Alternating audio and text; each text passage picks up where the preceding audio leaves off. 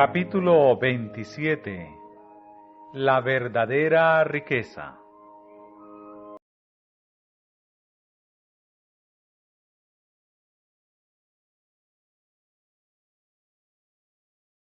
De los judíos, la pregunta ¿quién es mi prójimo?, causaba interminables disputas. No tenían dudas con respecto a los paganos y los samaritanos. Estos eran extranjeros y enemigos. Pero ¿dónde debía hacerse la distinción entre el pueblo de su propia nación y entre las diferentes clases de la sociedad? ¿A quién debía el sacerdote, el rabino, el anciano considerar como su prójimo? Ellos gastaban su vida en una serie de ceremonias para hacerse puros. Enseñaban que el contacto con la multitud ignorante y descuidada causaría impureza, que exigiría un arduo trabajo quitar. ¿Debían considerar a los impuros como su prójimo?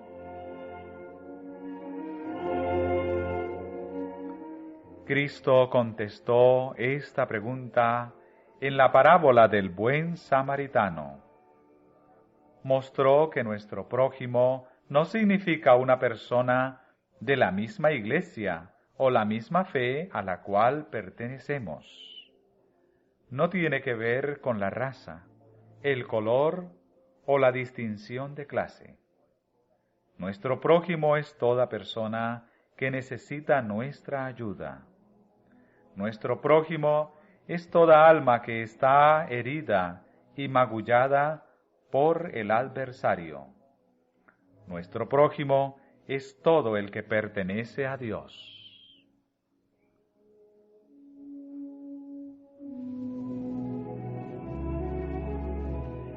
La parábola del buen samaritano fue suscitada por una pregunta que le hizo a Cristo un doctor de la ley. Mientras el Salvador estaba enseñando, un doctor de la ley se levantó, tentándole y diciendo: Maestro, ¿haciendo qué cosa poseeré la vida eterna?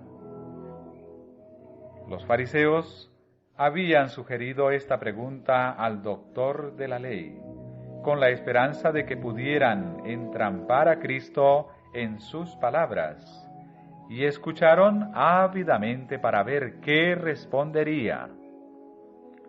Pero el Salvador no entró en controversias. Le exigió la contestación al mismo que había preguntado. ¿Qué está escrito en la ley? Le interrogó. ¿Cómo lees? Los judíos todavía acusaban a Cristo de considerar livianamente la ley dada desde el Sinaí.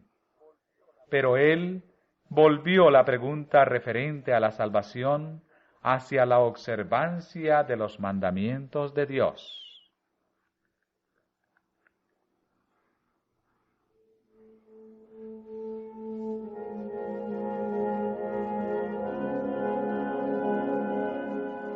El doctor dijo: Amarás al Señor tu Dios de todo tu corazón y de toda tu alma y de todas tus fuerzas y de todo tu entendimiento, y a tu prójimo como a ti mismo. Bien has respondido, contestó Cristo. Haz esto y vivirás. El doctor de la ley no estaba satisfecho con la posición y las obras de los fariseos. Había estado estudiando las Escrituras con el deseo de conocer su verdadero significado. Tenía interés vital en el asunto y preguntó sinceramente: ¿haciendo qué cosa? En su contestación referente a los requisitos de la ley, Él pasó por alto todo el cúmulo de preceptos ceremoniales y rituales. A estos no les atribuyó ningún valor, pero presentó los dos grandes principios de los cuales depende toda la ley y los profetas. La alabanza que hizo el Salvador de esta respuesta colocó a Cristo en una situación ventajosa con respecto a los rabinos. No podían condenarlo por sancionar lo que había sido presentado por un expositor de la ley.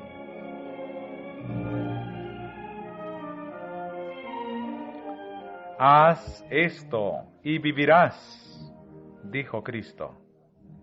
En su enseñanza siempre presentaba la ley como una unidad divina, mostrando que es imposible guardar un precepto y violar otro, porque el mismo principio los enlaza a todos.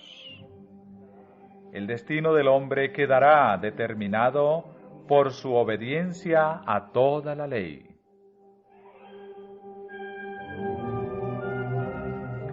Cristo sabía que nadie podía obedecer la ley por su propia fuerza. Él quería inducir al doctor a una investigación más clara y más crítica, de manera que pudiera hallar la verdad. Únicamente aceptando la virtud y la gracia de Cristo, podemos guardar la ley. La creencia en la propiciación por el pecado habilita al hombre caído a amar a Dios con todo el corazón y a su prójimo como a sí mismo. El doctor sabía que no había guardado ni los primeros 4 ni los últimos 6 mandamientos. Fue convencido por las escrutadoras palabras de Cristo, pero en vez de confesar su pecado, trató de excusarlo. En vez de reconocer la verdad, trató de mostrar cuán difícil era cumplir los mandamientos. Así esperaba rechazar la convicción y defenderse ante los ojos del pueblo. Las palabras del Salvador habían demostrado que esa pregunta era innecesaria, puesto que él pudo contestarse a sí mismo. Sin embargo, hizo otra pregunta diciendo: ¿quién es mi prójimo?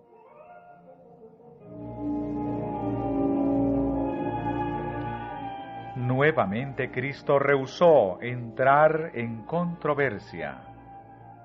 Contestó la pregunta relatando un caso cuyo recuerdo estaba fresco en la memoria de sus oyentes.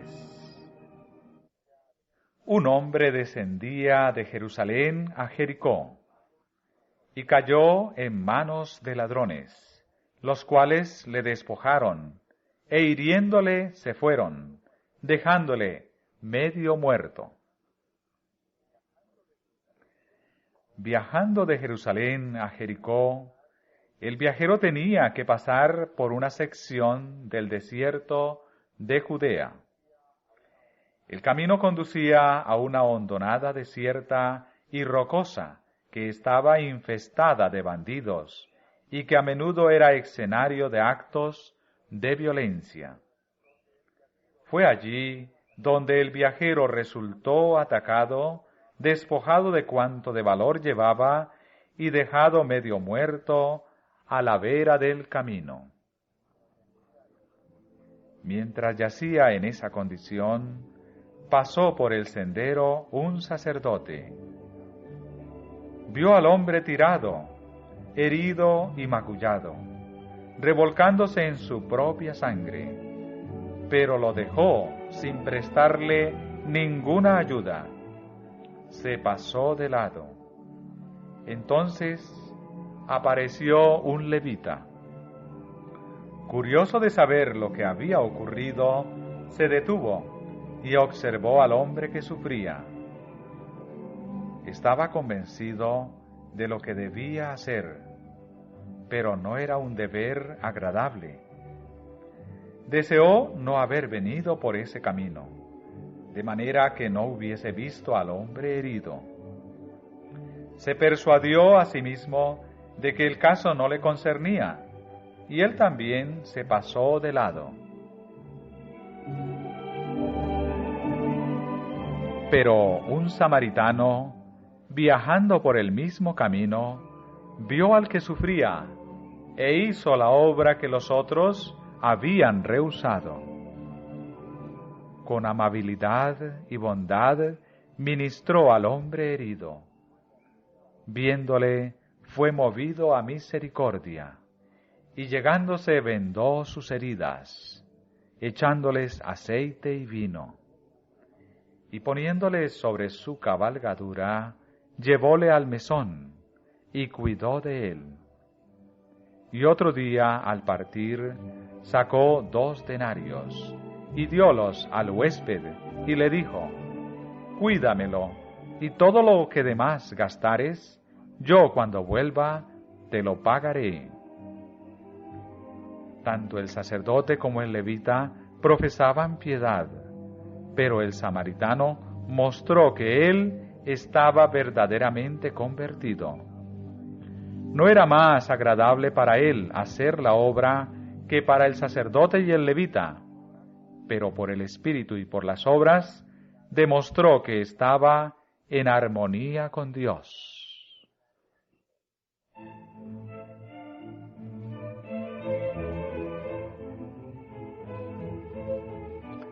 Al dar esta lección, Cristo presentó los principios de la ley de una manera directa y enérgica, mostrando a sus oyentes que habían descuidado el cumplir esos principios.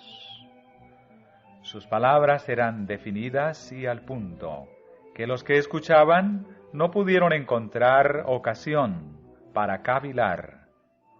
El doctor de la ley no encontró en la lección nada que pudiera criticar. Desapareció su prejuicio con respecto a Cristo, pero no pudo vencer su antipatía nacional lo suficiente como para mencionar por nombre al samaritano.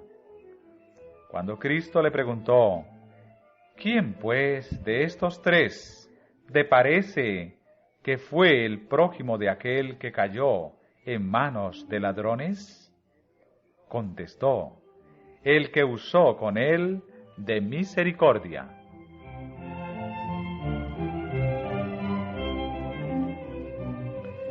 Entonces Jesús le dijo: Ve y haz tú lo mismo. Muestra la misma tierna bondad hacia aquellos que se hallan en necesidad. Así darás evidencia de que guardas toda la ley.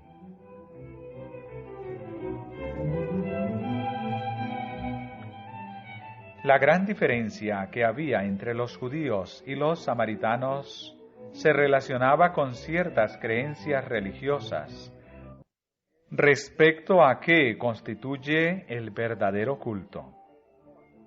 Los fariseos no acostumbraban decir nada bueno de los samaritanos, sino que echaban sobre ellos sus más amargas maldiciones. Tan fuerte era la antipatía entre los judíos y los samaritanos, que a la mujer samaritana le pareció una cosa extraña que Cristo le pidiera de beber. ¿Cómo tú, le dijo, siendo judío, me pides a mí de beber, que soy mujer samaritana? Porque, añade el evangelista, los judíos no se tratan con los samaritanos.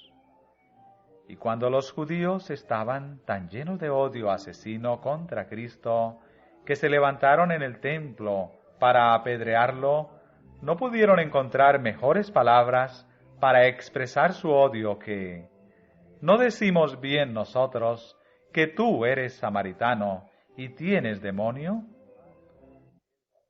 Sin embargo, el sacerdote y el levita descuidaron la misma obra que el Señor les había ordenado, dejando que el odiado y despreciado samaritano ministrara a uno de los compatriotas de ellos.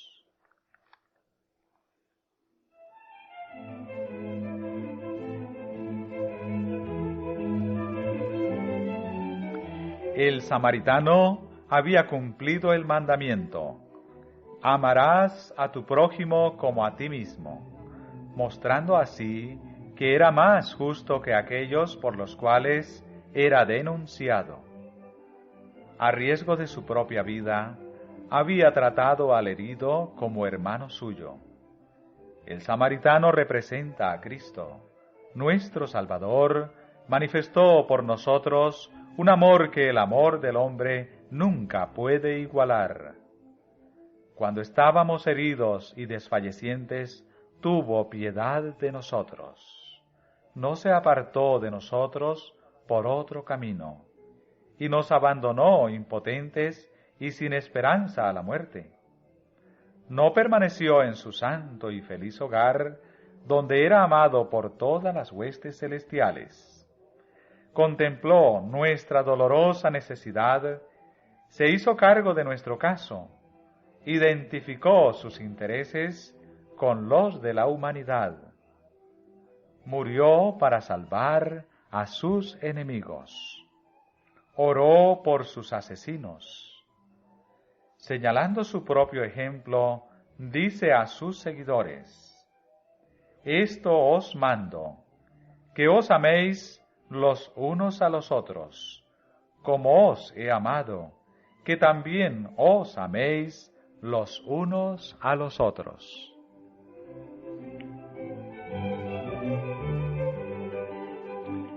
El sacerdote y el levita habían ido a adorar al templo cuyo servicio fue indicado por Dios mismo.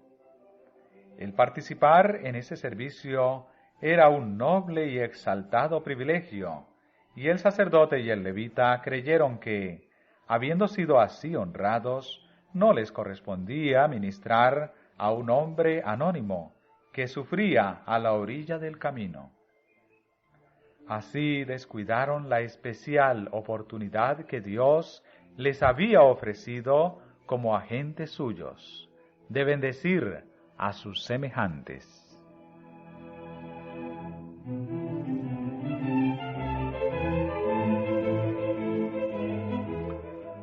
Muchos están hoy cometiendo un error similar. Dividen sus deberes en dos clases distintas. La primera clase abarca las grandes cosas que han de ser reguladas por la ley de Dios. La otra clase se compone de las cosas llamadas pequeñas, en las cuales se ignora el mandamiento: amarás a tu prójimo como a ti mismo. Esta esfera de actividad se deja librada al capricho y se sujeta a la inclinación o al impulso. Así, el carácter se malogra y la religión de Cristo es mal interpretada. Existen personas que piensan que es degradante para su dignidad ministrar a la humanidad que sufre. Muchos miran con indiferencia y desprecio a aquellos que han permitido que el templo del alma yaciera en ruinas. Otros descuidan a los pobres por diversos motivos. Están trabajando, como creen, en la causa de Cristo, tratando de llevar a cabo alguna empresa digna. Creen que están haciendo una gran obra y no pueden detenerse a mirar los menesteres del necesitado y afligido. Al promover el avance de su supuesta gran obra, pueden hasta oprimir a los pobres. Pueden colocarlos en duras y difíciles circunstancias, privarlos de sus derechos o descuidar sus necesidades. Sin embargo, creen que todo eso es justificable porque están, según piensan, promoviendo la causa de Cristo.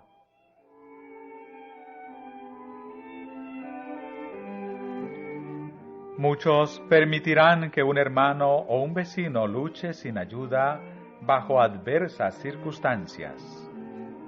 Por cuanto profesan ser cristianos, puede éste ser inducido a pensar que ellos, en su frío egoísmo, están representando a Cristo. Debido a que los profesos siervos de Dios no cooperan con Él, el amor de Dios, que debería fluir de ellos, es en gran medida negado a sus semejantes. Y se impide que una gran corriente de alabanza y acción de gracias ascienda a Dios de los labios y de los corazones humanos. Se lo despoja de la gloria debida a su santo nombre. Se lo priva de las almas por las cuales Cristo murió, almas a quienes anhela llevar a su reino, para vivir en su presencia a través de las edades infinitas.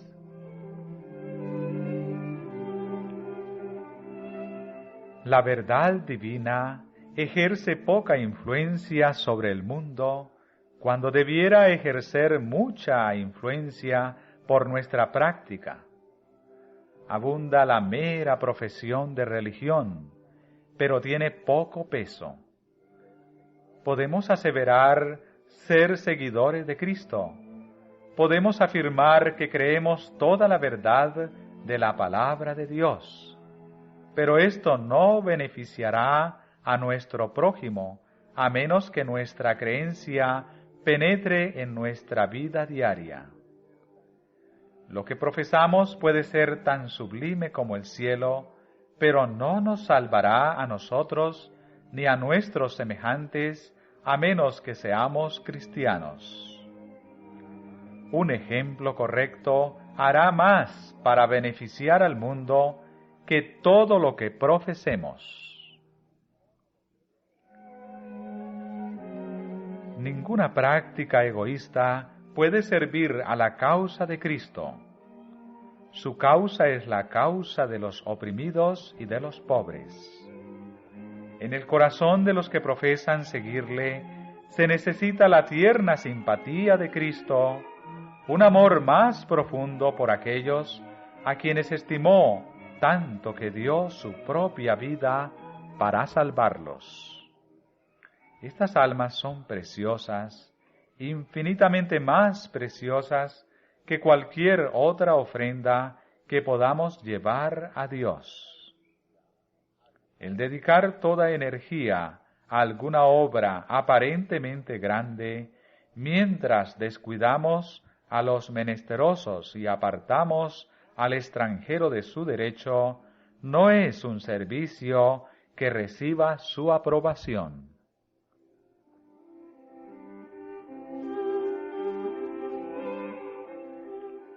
La santificación del alma por la obra del Espíritu Santo es la implantación de la naturaleza de Cristo en la humanidad. La religión del Evangelio es Cristo en la vida, un principio vivo y activo. Es la gracia de Cristo revelada en el carácter y desarrollada en las buenas obras. Los principios del Evangelio no pueden separarse de ninguna fase de la vida práctica. Todo aspecto de la vida y de la labor cristiana debe ser una representación de la vida de Cristo. El amor es la base de la piedad. Cualquiera que sea la profesión que se haga, nadie tiene amor puro para con Dios, a menos que tenga amor abnegado para con su hermano. Pero nunca podemos entrar en posesión de este espíritu tratando de amar a otros. Lo que se necesita es que esté el amor de Cristo en el corazón. Cuando el yo está sumergido en Cristo, el amor brota espontáneamente. La plenitud del carácter cristiano se alcanza cuando el impulso a ayudar y beneficiar a otros brota constantemente de adentro, cuando la luz del cielo llena el corazón y se revela en el semblante.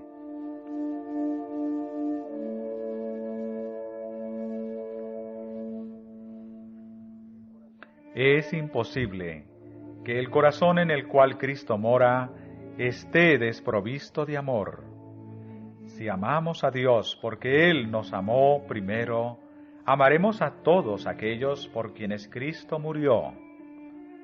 No podemos llegar a estar en contacto con la divinidad sin estar en contacto con la humanidad, porque en aquel que está sentado sobre el trono del universo se combinan la divinidad y la humanidad. Relacionados con Cristo, estamos relacionados con nuestros semejantes por los áureos eslabones de la cadena del amor. Entonces, la piedad y la compasión de Cristo se manifestarán en nuestra vida. No esperaremos que se nos traigan los menesterosos e infortunados. No necesitaremos que se nos suplique para sentir las desgracias ajenas. Será para nosotros tan natural ministrar a los menesterosos y dolientes como lo fue para Cristo andar haciendo bienes. Siempre que haya un impulso de amor y simpatía, siempre que el corazón anhele beneficiar y elevar a otros, se revela la obra del Espíritu Santo de Dios. En las profundidades del paganismo, hombres que no tenían conocimiento de la ley escrita de Dios, que nunca oyeron el nombre de Cristo, han sido bondadosos para con sus siervos, protegiéndolos con peligro de sus propias vidas. Sus actos demuestran la obra de un poder divino. El Espíritu Santo ha implantado la gracia de Cristo en el corazón del salvaje, despertando sus simpatías que son contrarias a su naturaleza y a su educación. La luz que alumbra a todo hombre que viene a este mundo está resplandeciendo en su alma. Si presta atención a esta luz, ella guiará sus pies al reino de Dios.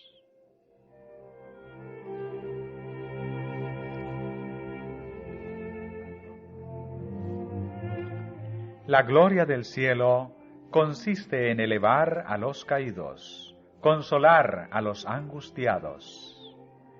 Siempre que Cristo more en el corazón humano, se revelará de la misma manera. Siempre que actúe, la religión de Cristo beneficiará. Donde quiera que obre, habrá alegría.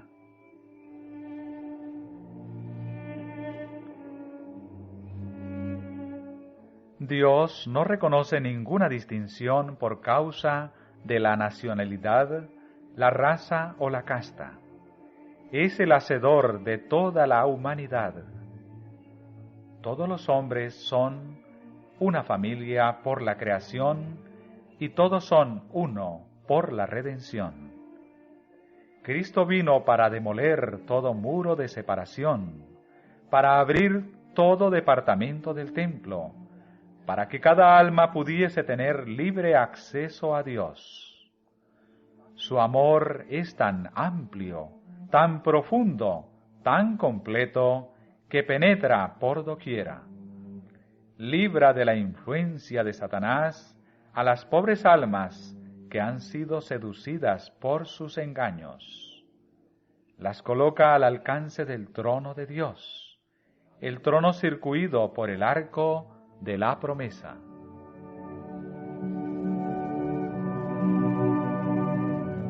En Cristo no hay ni judío ni griego, ni esclavo ni libre.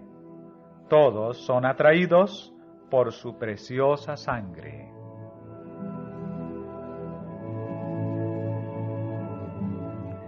Cualquiera que sea la diferencia de creencia religiosa, el llamamiento de la humanidad doliente debe ser oído y contestado.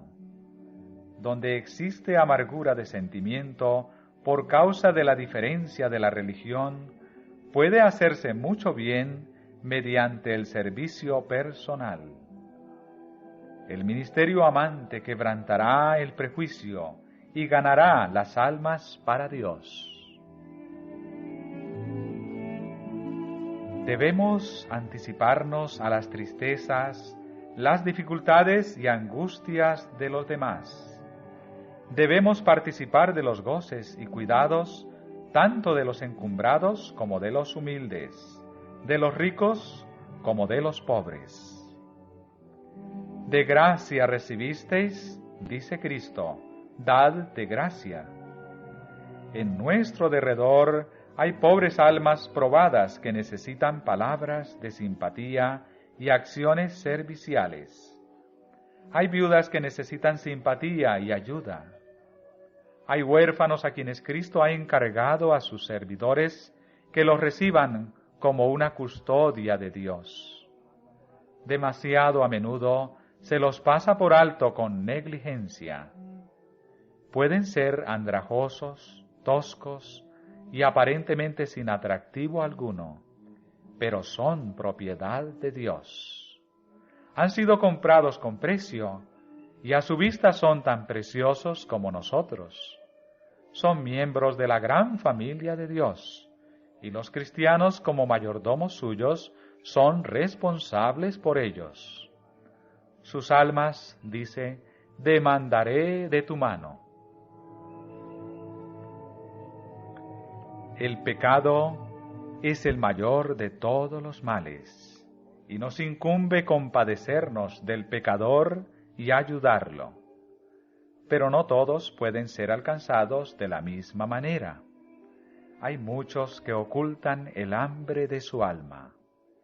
Les ayudaría grandemente una palabra tierna o un recuerdo bondadoso.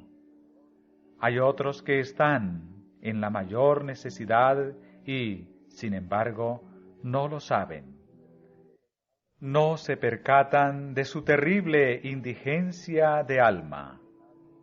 Hay multitudes tan hundidas en el pecado que han perdido el sentido de las realidades eternas, han perdido la semejanza con Dios y apenas saben si tienen almas que salvar o no. No tienen fe en Dios ni confianza en el hombre. Muchas de estas personas pueden ser alcanzadas únicamente por actos de bondad desinteresada. Hay que atender primero sus necesidades físicas, alimentarlas, limpiarlas y vestirlas decentemente. Al ver la evidencia de vuestro amor abnegado, les será más fácil creer en el amor de Cristo.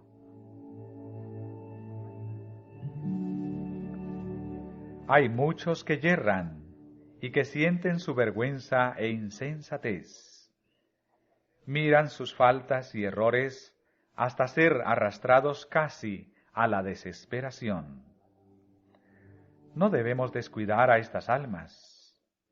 Cuando uno tiene que nadar contra la corriente, toda la fuerza de ésta lo rechaza. Extiéndasele una mano auxiliadora como se extendió la mano del hermano mayor hacia Pedro cuando se hundía. Diríjansele palabras llenas de esperanza, palabras que establezcan la confianza y despierten en ellos el amor.